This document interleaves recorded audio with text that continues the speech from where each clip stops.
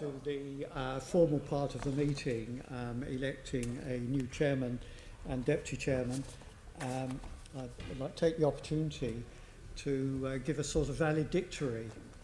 This is the last annual general meeting of the Assembly that I shall be attending, and so I'm going to be demob happy as far as that is concerned. It actually is a sad occasion for me, in part because I kind of see myself as a piece of living history, as the last sort of last living survivor, if I could put it that way, last active survivor of the old GLC. And when I was a member of the GLC, there were characters there who had been members of the old London County Council, and I suppose it will be possible for you and others who will stay on to say, oh, well, I remember a time when there was that bloke who was here who used to be a member of the GLC, which shows the kind of continuity of London government. And I think it's tremendously important. I've often thought that Ken Livingstone, of immortal memory, the funniest thing and the cleverest thing he ever said was at the very first meeting of the new London Assembly, when we met down there in the round church in Marsham Street. His opening statement was, as I was saying before, I was rudely interrupted. And I thought that was a very clever and wise comment after 15 years without there being London government. And when I joined the Assembly, it really was a completely different world. I used to use a fountain pen. I really had very little idea of what the internet was. I have to say, I have very little idea of what the internet is now. You know, I don't recognise Facebook. You know, nobody tweets me. I'm not on Twitter. And as far as being woke is concerned, well, I can tell you I'm half asleep. So all of that kind of thing has passed me by. Now, a feature of the Assembly, and it's the feature of there being relatively so few of us, is that the adversarialism which one customarily gets in politics is not really evident here. There is a great camaraderie. In the political forum which I have served over the years, there has always been this kind of antagonism, if I can put it that way, very often not just in public, and of course in public we hate each other, but in private, you know, we all think we're jolly good people. But here we are obliged to work together in relatively small numbers, and we know each other's strengths and weaknesses, are working hard for the benefit of Londoners. And I like to think that we have been able to do something substantial. It has been a great regret to me that we haven't really had substantial tax-raising powers, because we understand, don't we, that unless you have tax-raising powers, you actually have no real power at all. You're just a kind of talking shop. And very often we just deal with things which nowadays just look like virtue signalling, you know, what nice characters we are, but we're actually unable to do anything about it. But looking back over the activities, particularly over the past year, looking at the matters which we have been addressing ourselves to, the really important matters which affect London, and I think that the one I really want to draw attention to most is the increase in violent crime and knife crime. In 2000, we laughed at places like New York. London is the wonderful safe city. What a wonderful place it is to come to. Low crime rates, bobbies on the beat, absolute safety and things of that sort. And now there appears to have been a reversal of that kind of thing. I don't know what they think in New York. I dare say in the New York of Trump's America, we're not terribly relevant. But I think it unlikely they are saying that London is a terribly unsafe place. But to many Londoners, and this is something that we absolutely have to do something about, many Londoners ourselves think that our great city is unsafe. And this is something that we can do something about, that the mayor can do something about. And we really ought to set ourselves to do this. Similarly, at the beginning, although the underground was crowded and we had terrible traffic jams and things like that, and again, another thing that Ken did was with the introduction of the congestion charge, which of course initially did work, of course, in dealing with problems of congestion. London was not nearly so clogged up as it was. And we believed at that time that the great future, the great answer was going to be Crossrail. And we were absolutely certain that it was going to be done. Not just Crossrail 2, well, of course in those days there wasn't any concept of Crossrail 2, but not just the establishment of Crossrail, but it was going to happen, and it was going to ensure that, again, our great capital city would work. Unfortunately, this is something which appears to have been clogged up, and I know that we will be dealing with this later again today. But this is something that we as an assembly can absolutely do something about. There are real matters which we can deal with. And we do have to avoid very much, as I say, being a talking shop and simply being virtue signallers. I want to say something about my successor again. as chairman. I would have said that the relationship between us from opposing parties, and I see that Jeanette is dressed in red, that camaraderie really is symbolic of the way that this place has worked. And that really is an exemplar, I think, to other local government organisations. And it is an interesting thing, isn't it, that we still refer to ourselves as local government, that government itself thinks that we're local government, and yet this city, the amount of budget that the mayor has, of which I suppose in a way we have oversight of, is infinitely greater than that of many countries, let alone other cities, and yet we see ourselves as central government. It may well be that over the next 20 years there will be more kind of aggrandisement and we're going to become much more significant than simply local government. Indeed, in the 20 years I've been here, the budget of the mayor and of the assembly has quintupled, and I imagine it will increase again. Anyway, if we look back at the activities of the past year and the way that the assembly has worked in the past year, I think that we have done some substantial matters. We have certainly drawn to the attention of London and those people that we represent things which are not actually going right, and we have attempted to put them right. We do need, I think, however, to take more initiatives ourselves. Very often we have been sort of following others. I don't really like, and I'm not sure that I understand what hashtag really means, but hashtag me too is very much what we're doing in terms of what are the issues outside. I'm struck by the environmentalists and things of that kind.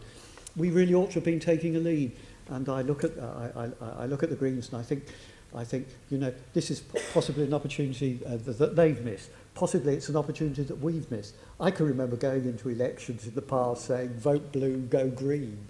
Do you remember that? It was a different world. I do want to wish Jeanette, although it hasn't actually happened yet, Jeanette and all of you every success next year. I'm standing down because I think it right that in politics we should constantly refresh ourselves. I remember when I was young and thrusting, I like to think that I'm still thrusting, I may not be young anymore, when I was young and thrusting, I kept thinking, why don't these old boys die? Why don't they retire? Why don't they give a new generation an opportunity to allow me to show how much cleverer I am than they are, and why don't the bed blockers go? And I've turned out to be a bed blocker, and I've decided, well, I won't do that any longer. I shall go, and I want people to say of me, why is he going, rather than why doesn't he go? So I'm seeking that opportunity. As I said right at the very beginning, I am demob happy. I do have another year, and I shall hopefully be giving the Mayor, and indeed all of you, hell, but it will be well meant, and it will be in the interests of London. Thank you so much for the 19 years you've given me, and the extra year that I have to go. Thank you so much.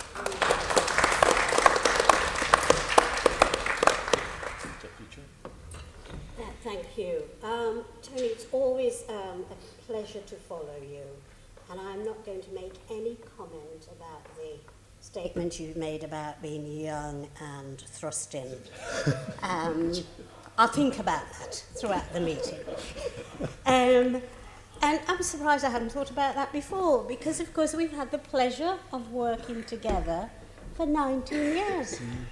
And we did some, if I can say, some amazing work together during our membership of the Metropolitan Police Authority.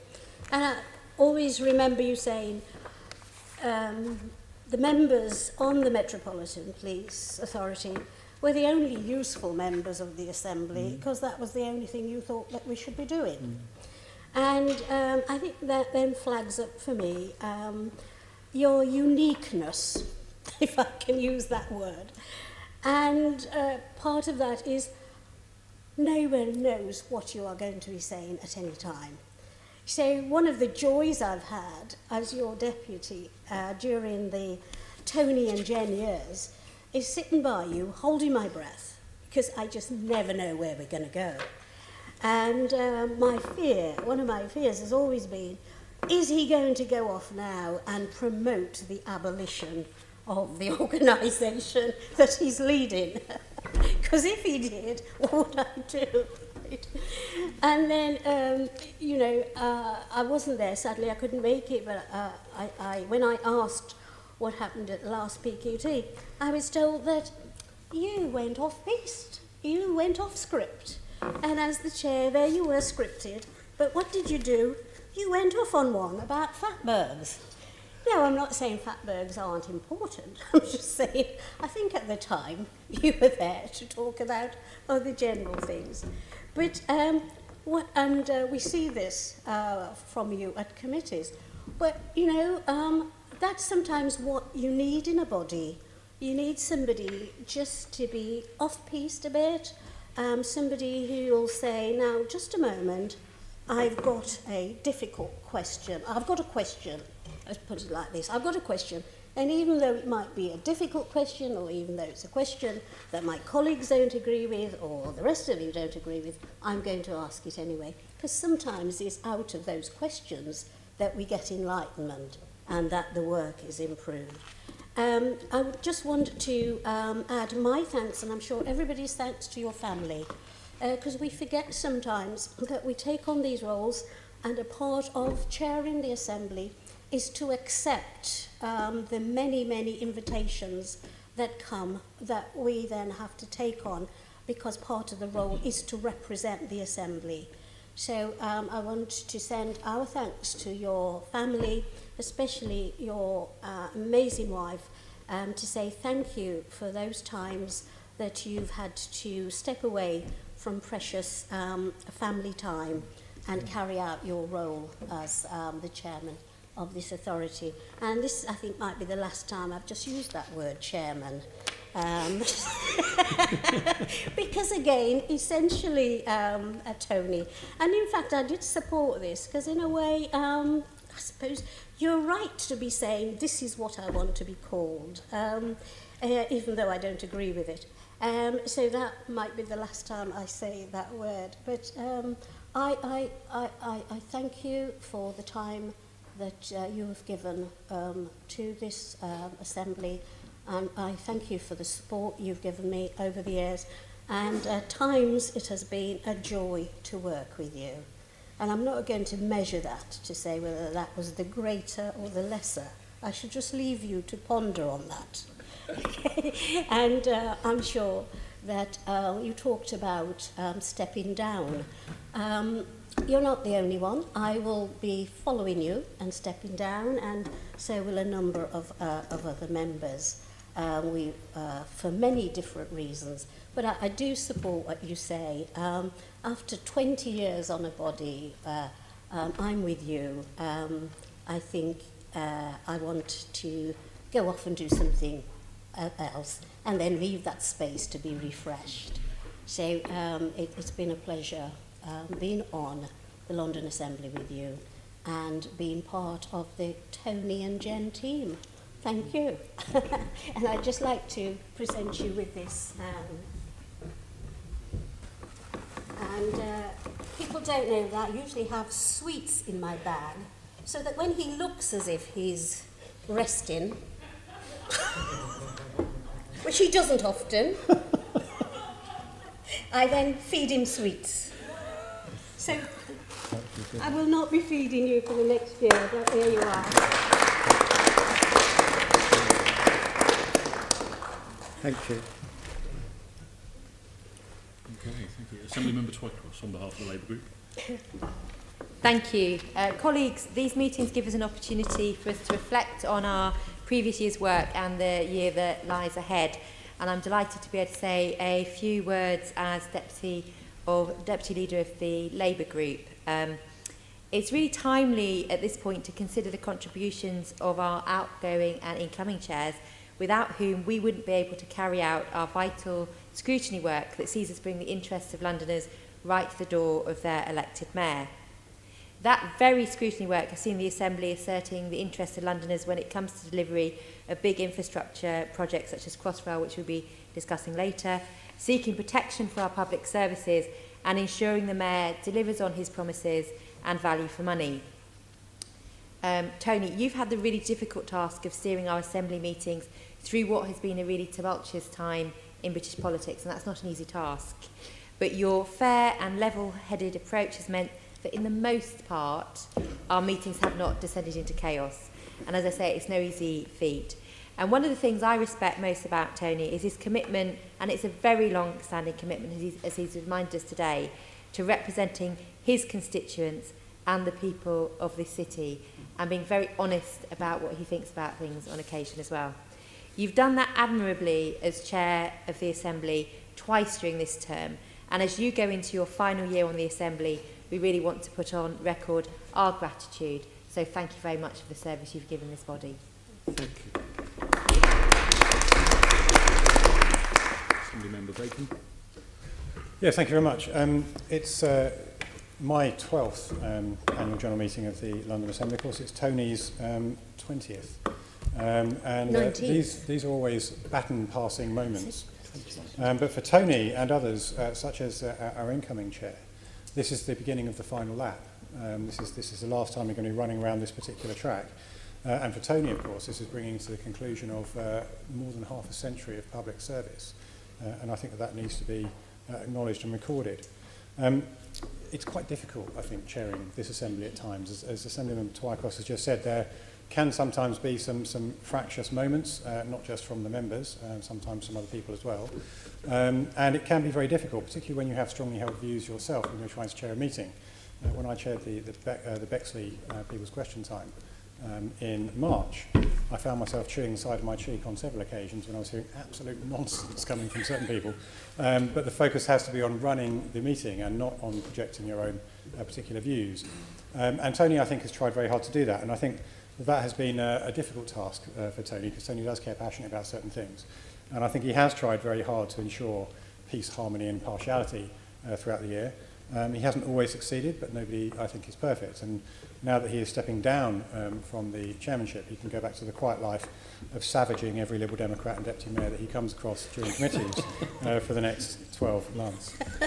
Not you, Caroline. It would normally be Lib Dems in Richmond. He actually quite likes you. It's a secret that he tells me. And, of course, we're handing on the baton, in this case, to Jeanette Arnold. And I think it's either your 5th or your 6th time in the chair.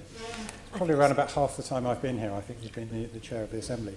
And Jeanette is, as everyone who knows her knows this, is a great believer in and defender of the role of scrutiny and the rights of the London Assembly to hold the Mayor to account, to make sure that his administration is delivering what they say they will and that they're delivering value for money on behalf of Londoners. So I'm sure we're going to be in safe hands for the next 12 months. But I'd like to take this opportunity to thank Tony and to welcome Jeanette back into the chair. Thank you.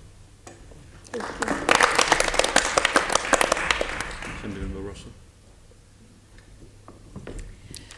I'd just like very briefly, on behalf of the City Hall Greens, to thank Assemblymember ARBOUR for his fairness and for the obvious enjoyment that you've taken, Tony, in the theatre of keeping us all in order. And I don't think any mayor or assembly member even is ever completely safe from your awkward, or if I use your words, thrusting questions. So thank you, Tony. And I would also just like to take this opportunity to say that I've always appreciated Assembly Member Arnold's very constructive cross-party approach to politics in this building. And again, on behalf of City Hall Greens, to offer you a warm welcome back to the chair. Thank you. Thank you. Assembly Member Whittle. Yes. Tony, on behalf of the bags, I would like to thank you very, very much for your help as well and your service over the past, 3 years that we've been here. But as Gareth said, you know, this is a public career that goes back 50 years. I've been doing a little bit of research on you. And 1968 Richmond Council, does that mean anything to you? Harold Wilson was Prime Minister. Edward Heath was the leader of the opposition. Biggest film of the year was 2001: A Space Oddity. That's over 50 years ago. And I'd say that, you know, that kind of length of public service, a bit like marriage now, I think it's something we probably won't see again. And I think it's extraordinary that someone should devote themselves to that. And I'm full of admiration for that, Tony. And I hope you have a wonderful time. I know that obviously you're not leaving for another year, and I don't mean this to sound like an obituary or anything. Far from it. But thank you too for the kind of words of advice when I've asked you questions about how do these committees work, for example, or why do they hate us so much, things like that. You've always been very frank. So thank you very, very much indeed, Tony, and all the very best to you. Assembly Member PIDGEON. Lovely, thank you very much. From the one Liberal Democrat you can cope speaking to, Tony, I'd like to thank you for your year as chairing. It's not an easy job, and it's been more challenging, I think, this year as we get nearer and nearer those mayoral elections. But you've done it well, and with your style and your humour, which is great. I think it was rather fun travelling with you down to Bexley Heath for People's Question Time. I think you said it was the first time you'd been out that way and been down there, and certainly for some of us it's the first time we'd been to that station, and that was a fun journey going down there en masse. And then recently we went to Lewisham with the police committee, and you allowed a horse to virtually eat your coat, rather amusingly with the police. But actually my memory of the year for you is, and I know Assembly Member Duval led this piece of work, was the Remembrance Gallery opening. And that was a really fantastic day, a really moving ceremony, and just to see that beautiful cloud of poppies and the wonderful display we had here. You know, I'd like to thank you for your work in making sure with Assembly Member Duval that we achieved that and remembered all those who gave their lives for us in the past world wars. Thank you again. I look forward to you having a year as a backbench member, asking those challenging left of centre, if you like, questions, and having a lot of fun with that. Particularly hoping you're still on. I haven't looked, Police Committee, and looking forward to Assembly Member Arnold back in the chair for her final year and continuing her work promoting women in local and regional government and all the work I hope she's got planned for that this year. So thank you both very much.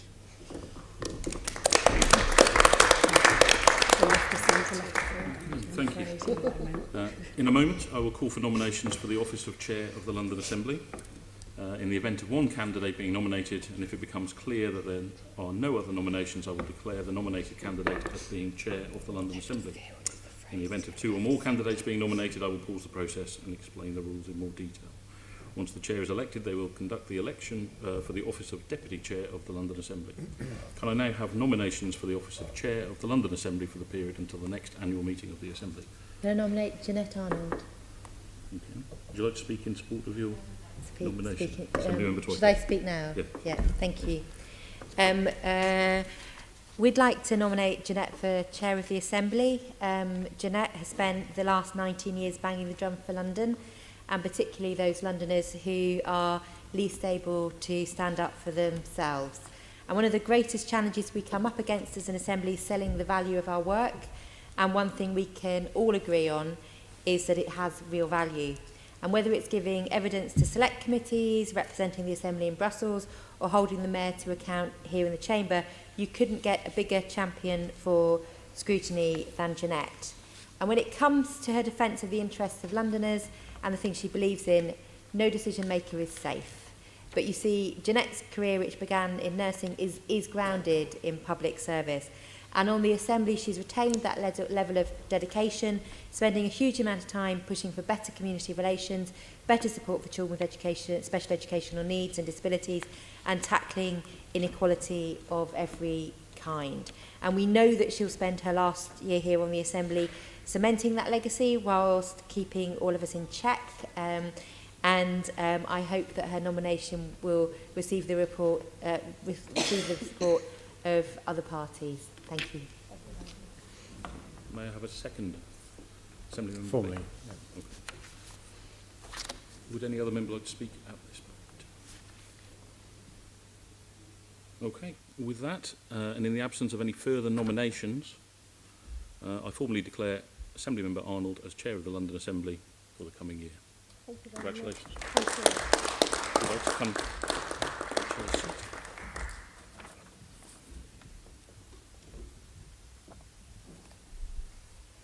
Nearer to Tony's chocolates.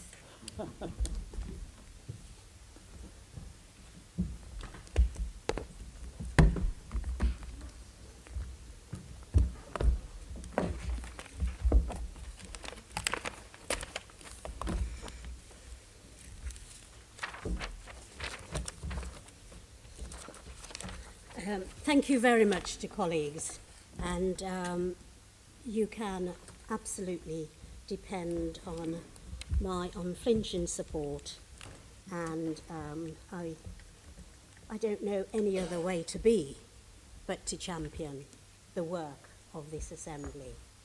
And why wouldn't you want to champion the work of this Assembly? I mean, how wonderful is that we are elected and we're here for Londoners. What better job is that? There isn't. So, thank you.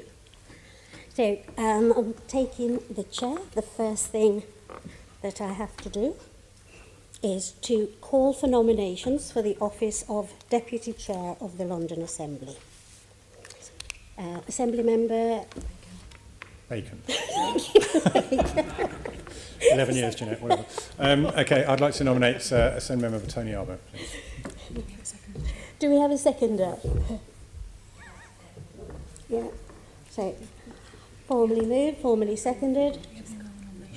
Do we have any other nominations? No. In the absence of any other nominations, then Assembly Member ARBOUR is now our Deputy Chair. Thank you. Thank you very much. Congratulations. Thank you. Now, and you've heard all the wonderful words that people have spoken about you. You don't get right of reply. And what we'll do then is we will then move on to the next item on the agenda. And the next item on the agenda, which we'll move to, is I'm going to, in a moment, ask you all to stand for a minute's silence in honour of former Assembly Member Samantha Heath. But before we do that, I would just like to say a few words. And I know one other member would like to speak, and then if there are any other members, then that would be appropriate. Our former colleague and proud to say my good friend and colleague, Samantha Heath, lost her 5-year battle with cancer and died peacefully on 29th March 2019. I can tell you she didn't go, if you like, in a passive way. She went fighting all the way. I can share with you a conversation that she had with her GP when she was organising what would happen following her death. She turned to her GP and she said, "Oh, it's all very well organising what's going to happen to you when you're dead." She said, "But the thing is, I've got so much more to do." And she definitely had the longest to-do list of anybody I've ever met. She was former Deputy Chair of the Assembly from 2003 to 4.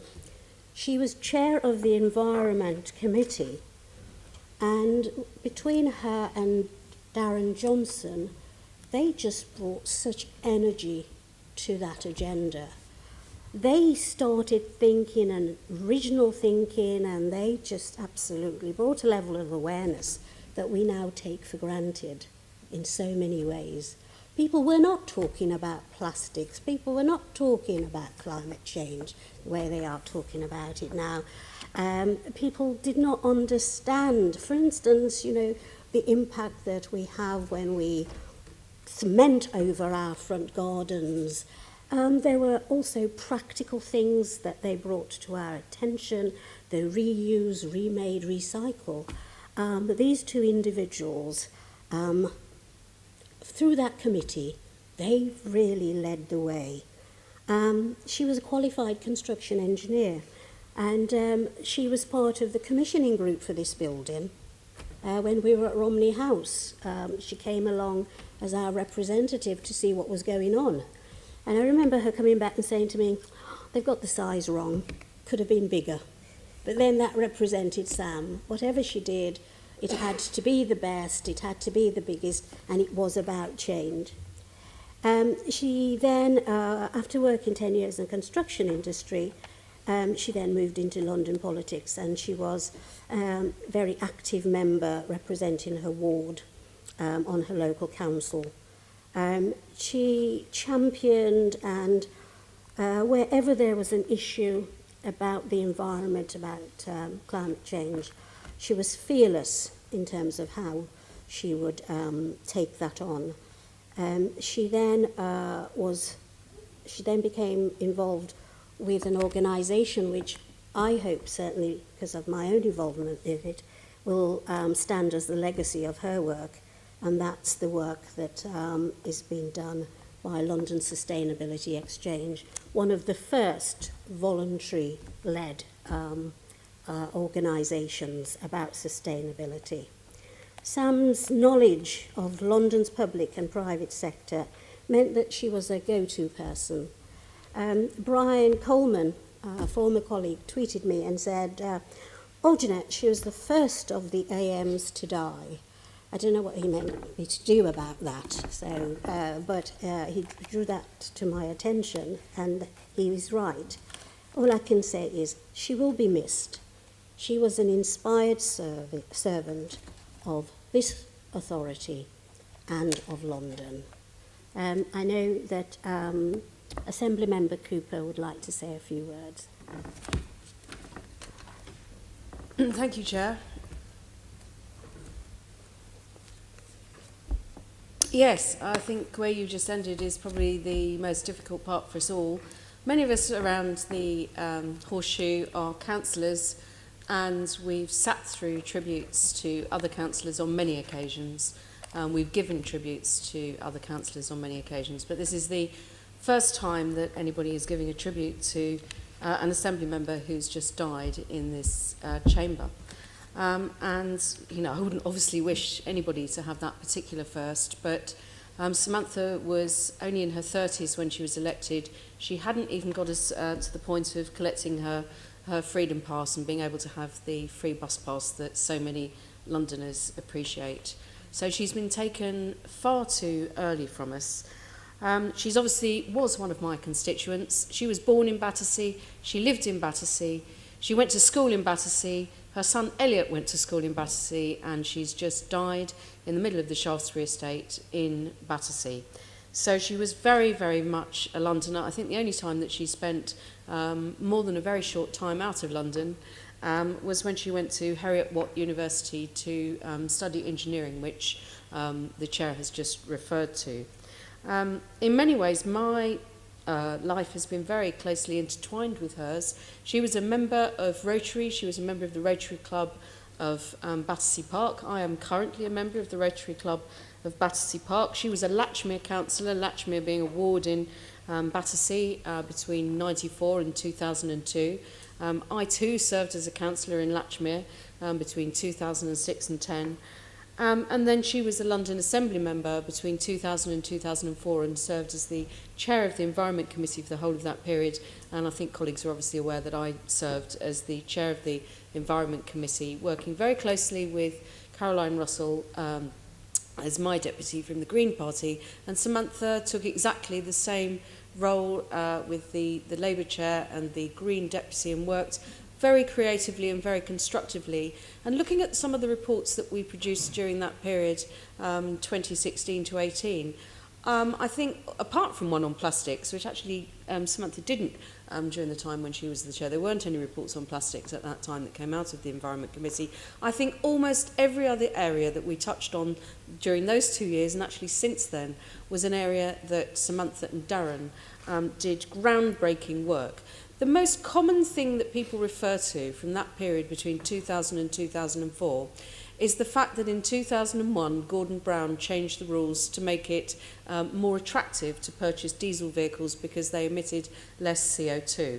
That is the piece of work that, or initiative that is most often referred to.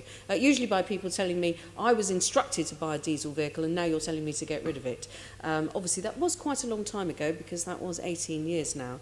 But if you look at the work that was being done by this Assembly on environmental issues, if all of those reports had been fully taken account of, and a lot of the initiatives were taken up not just by Ken Livingstone but also by Boris Johnson, and now, just more recently, the launch of the ultra-low emission zone by the current mayor, speaks very strongly to initiatives that came out of that first Environment Committee during that period of time. But if all of those initiatives had been taken up, I'm not sure that there would have been any need for people calling themselves the Extinction Rebellion group to be blocking bridges in London and saying there is now a climate emergency, or indeed a public health emergency, which several of us have referred to over the issue relating to the particles and the toxic gases that are coming out of all of the vehicles. Samantha was a pioneer. She worked on a cross-party basis. She added a lot to this building. There's just one story that I want to tell about her, which actually involves the chair. Before this building was built, and just after she'd been elected, the chair knocked on her office door, and I think at this point, Jeanette Arnold and Samantha Heath had not really met. And Samantha said, come in, and Jeanette walked in and found her lying on the floor, stretching out her back. And her only comment was, I want environment, as she stretched out her back. She wanted environment, she got environment, she did it for 4 years, she was a pioneer, and I think she's a great tribute to this building and this Assembly. Thank you. Thank you. Any other comments? No. Okay, well then, please join me in standing for a minute's silence.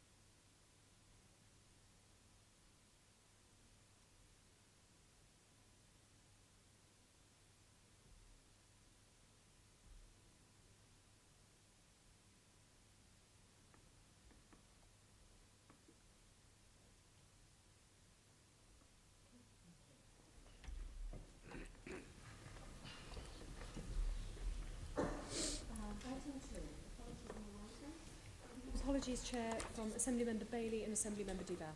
Okay, thank you very much. Announcements. Well, let's begin this session by sending our condolences and also our support to those involved in the Sri Lanka atrocity. I know that we will all be thinking of those people who have lost friends and family in those senseless acts of terror. And also let's reaffirm our solidarity with Paris as it recovers from the devastating Notre Dame fire. It would be impossible to imagine how we would feel if something similar happened to one of London's treasured monuments. Item 3, declaration of interest. Are there any declarations? None? No, thank you. Noted. Item 4, can I ask the Assembly to approve the minutes of the London Assembly Mayor's Question Time held on 22nd March 2019 and the Confirmation Hearing Committee meeting held on 9 July 2018 to be signed by me as correct records? Agreed. Thank you. Items 5, 6 and 7 is about establishment of committees and bodies for 2019/20, also covering the appointments of members to committees and the election of committee chairs and deputy chairs. You all have before you a table document setting out the proposed committee structure, terms of reference, membership and chairs and deputy chairs.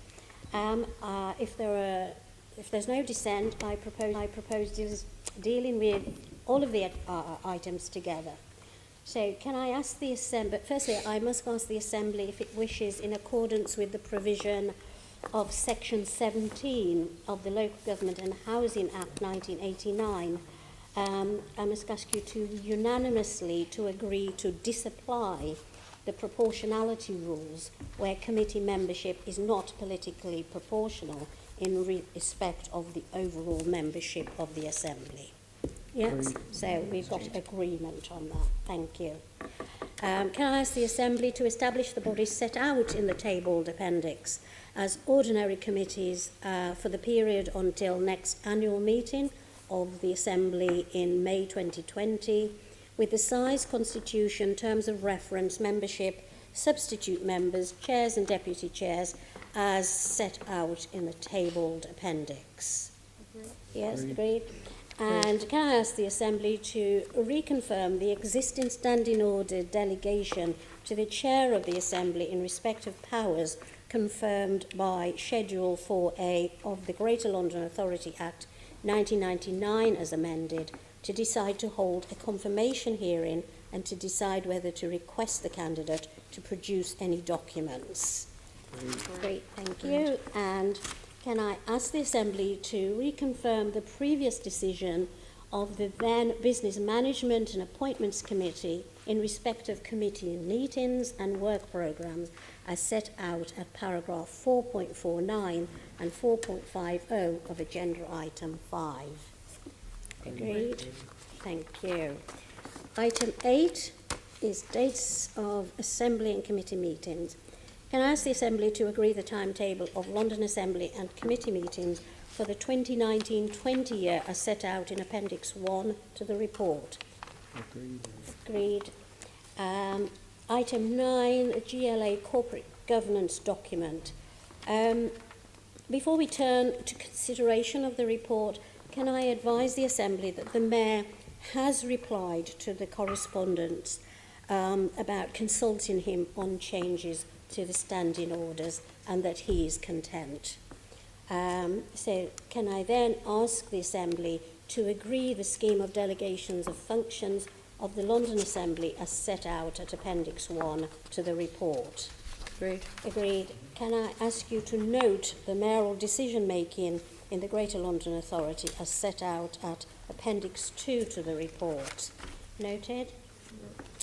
Can I ask you to approve and adopt the amendments to the GLA standing orders which state that questions to the Mayor will be in writing and shall be notified to the Executive Director of Secretariat by not later than 12 noon on the 7th clear working day before the date of the MQT meeting, as set out at Appendix 3 to the report, to come into effect at the close of this meeting.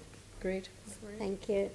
And will you confirm the standing delegation of authority to the Executive Director of Secretariat to make minor and consequential changes arising from relevant decisions of the Assembly and or its committees to the scheme of delegation of functions of the London Assembly and the Assembly's decision-making framework? Agreed. Okay, thank you. Item 10 is the Armed Forces Community Covenant. This is something that we were at the forefront of, and we're still engaged with it. So can I ask the Assembly to delegate authority to me as Chair, in consultation with Deputy Chair and party group leaders, to sign the amended London Armed Forces Community Covenant, restating the London Assembly's commitment to the Covenant? Thank you. Item 11, reports of Assembly members on the work of outside bodies. Can I ask the Assembly to note the work of members on outside bodies during 2018-19 Assembly year? Thank you. And agenda item 12, the date of the next meeting. The next scheduled meeting of the London Assembly is the Mayor's Question Time meeting, which will take place at 10 a.m. on Thursday, 16th May, in the chamber here at City Hall. However, we do have an extraordinary meeting of the Assembly at the rise of this meeting to put questions to the Mayor on matters relating to the Elizabeth line. As you can see the lineup in front of us, the Mayor will be accompanied by, I can't see it because of my eyesight, so... It's the Commissioner of TfL and the Chairman of Crossrail and Chief Executive of Crossrail Ltd, Chair. Okay. And that meeting is just at 3:30, Chair, so we just have 10 minutes to wait. And we've got 10 minutes because it is timed to start at 3:30 and to cover an hour of questions and answers between yourselves and the Mayor. Item 14, any other business the Chair considers urgent. There's no urgent business requiring consideration. And so the Deputy Chair has still has held on to the gavel. Oh, yes, he has. There it is. Give it here. Thank you. The meeting's over, formally over.